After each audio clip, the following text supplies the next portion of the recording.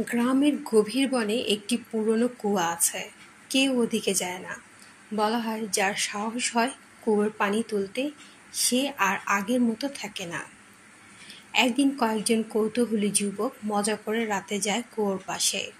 তারা পানি তুলে দেখে পানির নিচে কারো মুখ ভেসে আছে। ভয়ে তারা দৌড়ে পালায়। কিন্তু যেই যুবকটা কুয়োর দড়ি ধরেছিল, পরদিন থেকে তার আচরণ বদলে যায়। সে রাতে ঘুমের মধ্যে হাঁটে, নিজের ছায়ার সাথে কথা বলে এবং বারবার বলে, ওই কুয়োর নিচে আমিই আছি। একদিন সকালে দেখা গেল সে নিখোঁজ। শুধু কুয়োর পাশে পড়ে আছে তার জামাটা, ভেজা আর কাদায় মাখা।